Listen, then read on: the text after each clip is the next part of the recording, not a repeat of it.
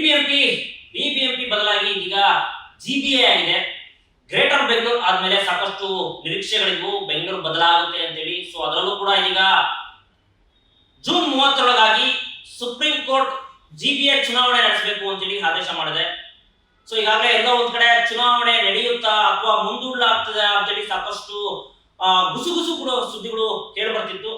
ಇದೆಲ್ಲದಕ್ಕೂ ಇವತ್ತು ಉತ್ತರ ಕೊಡೋದಕ್ಕೆ ನಮ್ಮ ಜೊತೆ ಕರ್ನಾಟಕ ರಾಜ್ಯ ಚುನಾವಣಾ ಆಯೋಗದ ಡಾಕ್ಟರ್ ಜಿಎಸ್ ಸಂಗ್ರೇಶಿ ಸರ್ ಅವರು ನಮ್ಮ ಫ್ರೀಡಂ ಟಿವಿ ಜೊತೆ ಇದ್ದಾರೆ. ನಾನು ಅವ್ರನ್ನ ಕಾರ್ಯಕ್ರಮಕ್ಕೆ ಸ್ವಾಗತ ಮಾಡ್ಕೊಳ್ತೀನಿ. ಸರ್, ಫ್ರೀಡಂ ಟಿವಿ ಕಾರ್ಯಕ್ರಮಕ್ಕೆ ಇವತ್ತು ಸ್ವಾಗತ sir.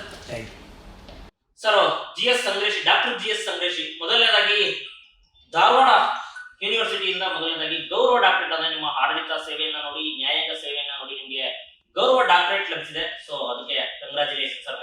Thank you very much sir. ಈಗ ಜಿಬಿಎ ಚುನಾವಣೆ ಸಾಕಷ್ಟು ಸದ್ದು ಮಾಡ್ತಿರುವಂತದ್ದು. ಒಂದ್ ಕಡೆ ಈಗಾಗಲೇ ವಿರೋಧ ಪಕ್ಷದವರು ಜೂನ್ 30ರೊಳಗಾಗಿ ಸುಪ್ರೀಂ ಕೋರ್ಟ್ ಆದೇಶ ಮಾಡಿದೆ, ಚುನಾವಣೆ ಶತಾಯಗತಾಯ ಮಾಡಲೇಬೇಕು ಅಂತೇಳಿ. ಸೊ ಹೀಗಾಗಿ ಎಲ್ಲೋ ಒಂದ್ ಕಡೆ ಸರ್ಕಾರ ಇದಕ್ಕೆ ಹಿಂದೇಟ್ ಆಗ್ತಾ ಇದೆ, ಚುನಾವಣೆಯನ್ನ ಮುಂದೂಡಬೇಕು ಅಂತೇಳಿ ಒಂದಿಷ್ಟು ಸರ್ಕಾರ ಪ್ಲಾನ್ ಮಾಡ್ತಾ ಇದೆ ಅಂತೇಳಿ ಸಾಕಷ್ಟು ಗುಸುಗುಸುಗಳು ಕೇಳಿ ಬರ್ತಿದ್ದಾರೆ.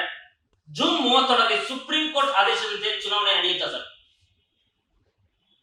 ಜೂನ್ 30ರೊಳಗೆ ಜಿಬಿಎ 5 ಕಾರ್ಪೊರೇಷನ್ಗಳಿಗೆ ಚುನಾವಣೆ ನಡೆಸಬೇಕು ಅಂತ ಹೇಳಿ ಮಾನ್ಯ ಸರ್ವೋಚ್ಚ ನ್ಯಾಯಾಲಯ ಜನವರಿ 12ನೇ ತಾರೀಕಿನಂದು ಒಂದು ಆದೇಶವನ್ನು ಮಾಡಿದೆ. ಆ ಪ್ರಕಾರ ನಾವು ಚುನಾವಣಾ ಆಯೋಗದ ವತಿಯಿಂದ ಎಲ್ಲ ಕ್ರಮಗಳನ್ನು ತೆಗೆದುಕೊಳ್ತಾ ಇದ್ದೇವೆ. ನನ್ನ ಪ್ರಕಾರ ಜೂನ್ 30ರೊಳಗೆ ಚುನಾವಣೆಗಳು ಆಗುವುದು ಆಗೋದ್ರಲ್ಲಿ ಯಾವುದೇ ಸಂಶಯವಿಲ್ಲ ಅಂತ ನಾನು ಅಂದ್ಕೊಂಡಿದ್ದೇನೆ. ಹೌದು, ಚುನಾವಣೆ ನಡೆಸಲೇಬೇಕು. ಯಾಕಂದರೆ ಮಾನ್ಯ ಸರ್ವೋಚ್ಚ ನ್ಯಾಯಾಲಯದ ಆದೇಶವನ್ನು ಪಾಲಿಸಲೇಬೇಕಾಗ್ತದೆ. ನಾನಾಗಲಿ ಅಂದರೆ ಆಯೋಗದವರಾಗಲಿ ಸರ್ಕಾರವಾಗಲಿ ಮಾನ್ಯ ಸರ್ವೋಚ್ಚ ನ್ಯಾಯಾಲಯದ ತೀರ್ಪನ್ನು ಗೌರವಿಸಲೇಬೇಕು, ಪಾಲಿಸಲೇಬೇಕು. ಹೀಗಾಗಿ ನಮ್ಮ ಮುಂದೆ ಯಾವುದೇ ಅಂತಹ ಕಾರಣಗಳು ಯಾವುದೂ ಇಲ್ಲ ಏನು ಮುಂದೂಡಿ ಅಂತ ಹೇಳಲಿಕ್ಕೆ. ಆದರೆ ಸರ್ಕಾರದವರು ನಮ್ಮ DPR ಸೆಕ್ರೆಟರಿ ಮುಖಾಂತರ ಒಂದು ಪತ್ರವನ್ನು ಕೊಟ್ಟಿದ್ದಾರೆ. ನಮಗೆ ಮ್ಯಾನ್ ಪವರ್ ಇಲ್ಲ, ಯಾಕೆಂದರೆ ಸೆನ್ಸಸ್ ಮಾಡ್ತಾಯಿದ್ದಾರೆ ಮೇ 15ರವರೆಗೆ ಮತ್ತು SIR ಬರ್ಬೋದು.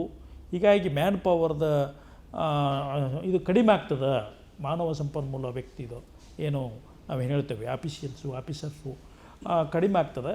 ಹೀಗಾಗಿ 3 ತಿಂಗಳ ವೇಳೆಯನ್ನು ಕೊಡಿ ಅಂತ ಹೇಳಿ ನಮಗೆ ಪತ್ರವನ್ನು ಬರೆದಿದ್ದಾರೆ.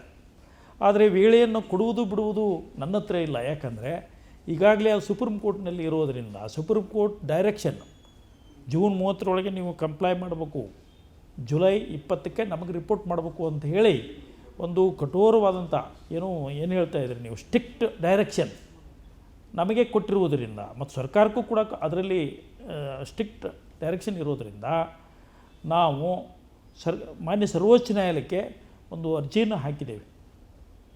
ಇವ್ರದ್ದು ಯಾವ ರೀತಿ ಸರ್ಕಾರ ಒಂದು ಪತ್ರ ಬರೆದಿದೆಯಲ್ಲ, ಅದನ್ನು ಒಂದು ಆಧಾರವಾಗಿಟ್ಟುಕೊಂಡು ನಾವು ಸರ್ವೋಚ್ಚ ನ್ಯಾಯಾಲಯಕ್ಕೆ ಒಂದು ಮಧ್ಯಂತರ ಅರ್ಜಿಯನ್ನು ಸಲ್ಲಿಸಿದ್ದೇವೆ. ಅದು ಇನ್ನೂ ಬೋರ್ಡ್ ಮೇಲೆ ಬಂದಿಲ್ಲ, ಅದು ಕೋರ್ಟ್ ಹೀರಿಂಗಿಗೆ ಬಂದಿಲ್ಲ. ಈಗಾಗಲೇ ನಾವು ಹಾಕಿ 2-3 ವಾರ ಆಯಿತು, 3-4 ವಾರ ಆಯಿತು ಅಂದ್ಕೊಳ್ಳಿ, ಇನ್ನೂ ಬಂದಿಲ್ಲ.